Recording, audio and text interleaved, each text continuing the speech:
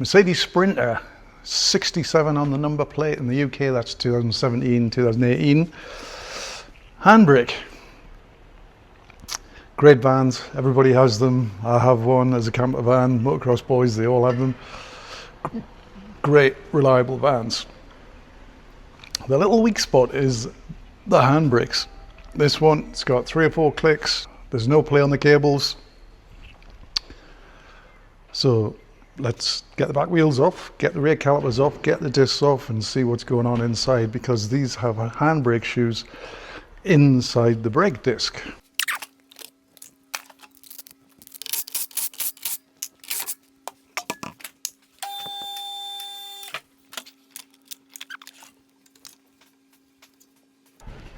Right, the handbrake shoes have a manual adjuster.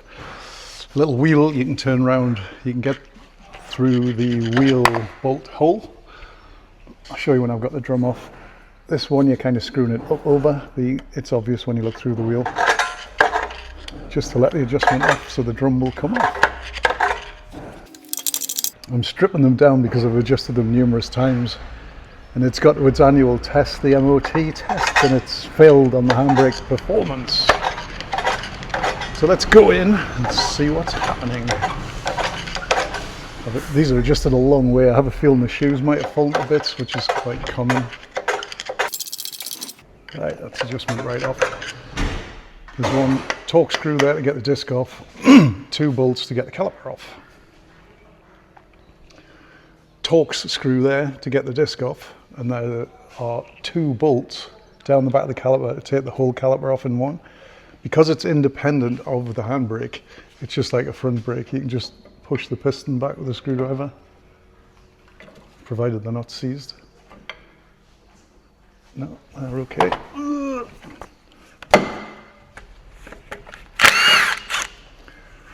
Bang the screw out with a gun. If you just try and turn them quietly, the strip, you've got to give them a big hit. If the strip, they're going to strip and you drill them out. 21mm for the caliper.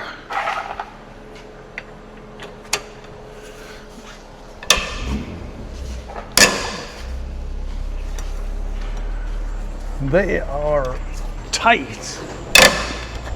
There's the light away.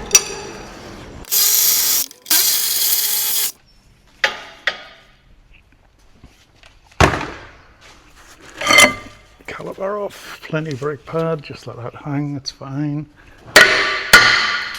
Oh, see what comes out of here. This is still hot. Oh, the actual disc's coming apart. Yeah, water's got into it and corroded the disc inside, so it's going to need a set of discs on it. What quite often happens if you're pulling the handbrake up and there's no resistance going down, it's stuck on. There's a little pin here.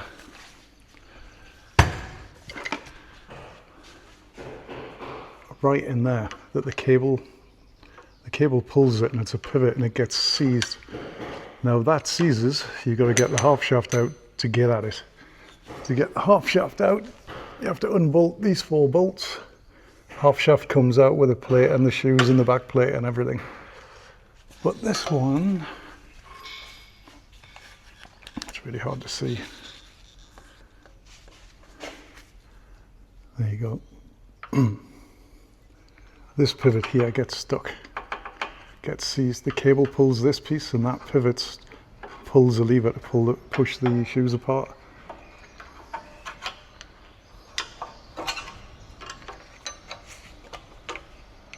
I'll take the shoes off, see what it's looking like.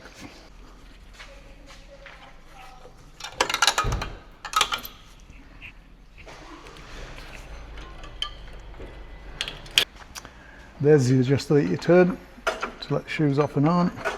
Now basically we're just going to flick that out of here, and there's a spring down behind it holding the shoes together.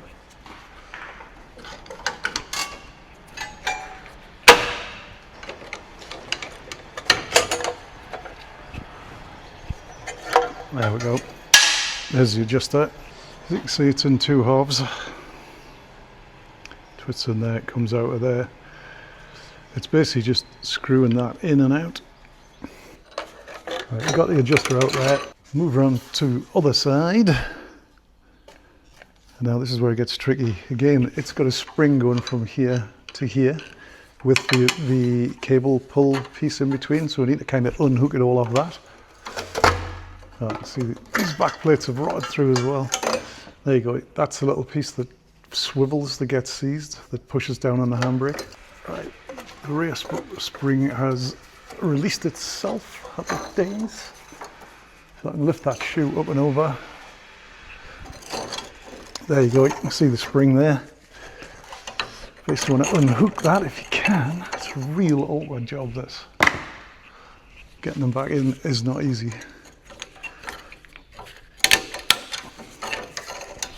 There you go, wangled it through. So the shoes just end up like that, and getting them back in is the same procedure. Now it's this little bit we're concerned about. Has this, no, it's nice and free. If that seizes up, you've got to strip the whole thing to get it out.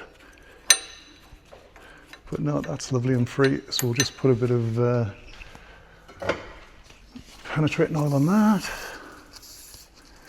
Give it a wiggle, make sure it's nice and free. You see, it's kind of, the shoe's been lying off and it's worn through the back plate. That's what's going on here. There's water got in. Now I won't be able to get back plates today, so I'm just going to leave that alone. I'm going to put a new disc on it, a new set of shoes. The cable gets a hold in there, so make sure that's free as well. Right, that's all taken apart. I'm going to nip over the other side, strip that, and hopefully by the time I've done that, the new parts will be here. New retaining clips.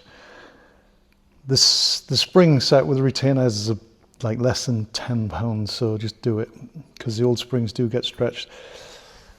I've given the back plate a good clean with brake cleaner and a wire brush, and I've put a tiny bit of copper slip on all the bits where the shoes will sit. So I know everybody loves copper slip. Now, that's just to give the metal part of the shoe a bit of lubrication. Occasionally you'll hear a van when he pulls the handbrake on, you'll get a squeak from the back. That's the shoes moving. Right, let's assemble this now. This is the fun part. Another good little tip, if you're not sure about doing this, take the discs off both sides, but only do one side, and then leave the shoes intact on the other side, and you can go back and forward for a reference. It's in reverse, but it just gives you a reference of where the springs go, which way round they go. This is the painful bit. I've got that one spring on there. Now I need to try and get that spring behind the bit that the shoes hook into. It's a bit fiddly, but it's the only way to do it because you cannot get the spring on afterwards. So just sort of wangle it in there. Problem is you can't take this off, because to get this off the shoes need to be out of the way anyway. There we go. That's this side of it in position. That's the hard bit. Now around the other side. Now we're going to get this little spring in.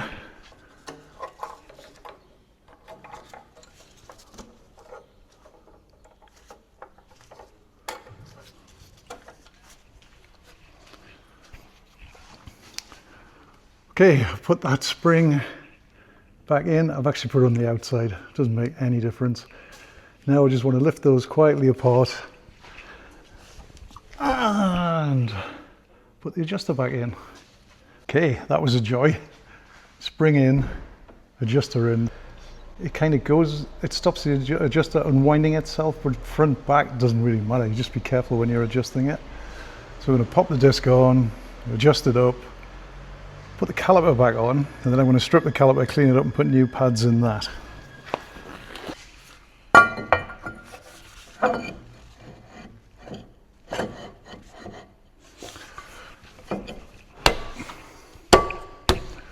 Beautiful.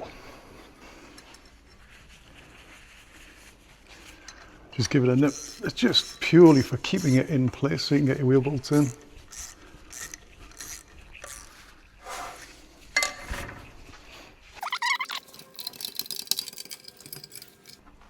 Right, that's wound up tight. Give it a tap. Still tight. Beautiful. Knock it back a few. It's moving there nicely. And another one just for sure. That's that done.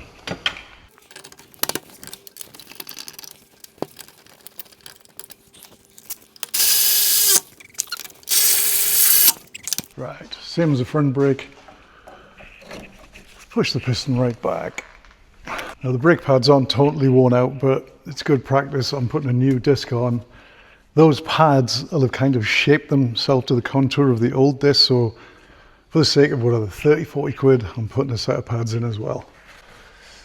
Just pull out the wear indicator, 2 13s. 1,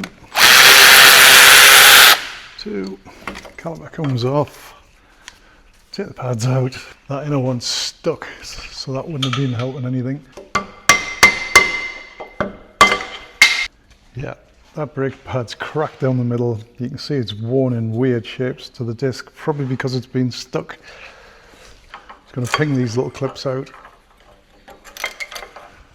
Give the caliper a good clean.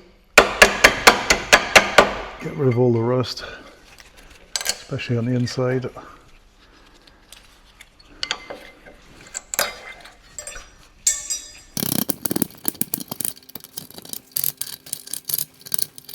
Give the little springy clips a clean. They're stainless steel. You sometimes get new ones with a pad set. If you do, just pop them in. If not, doesn't matter. You need these in. They stop the pads moving around and rattling. No, don't go mad. It just needs a little bit. Everybody loves copper slip, don't they? Pop the pad back in the caliper. There you go. Oop. Nice and free. Okay, nice and free. New brake pad wear indicator, that just clicks in there. Whip the slider pins out, bit of grease, make sure they're free. Nice and clean, nice and free. Pop your brake pad wear indicator in. Basically it's 2 wires, it's creating a circuit. When that circuit's broken, it'll put the light on the dash. When the pad is worn down enough to take that out, the little loop of wires in there and it breaks it.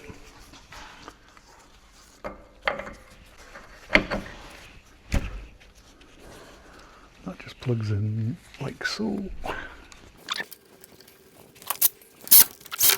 And that's that side done. I'll nip round and do the other side, no need to watch that. As I said, strip both sides discs off, calipers and discs. Do one side shoe set, and if you do get lost a bit, you've always got the other side to refer to. Adjusters on that side forward, on both sides it's forward. Make sure that little pivot for the handbrake cable isn't seized. If it is, you've got to take the half shaft out, 4 bolts on the back, and that'll just pull out and it'll bring the shoes and the collar and everything with it. You need to do that if you change the back plate as well.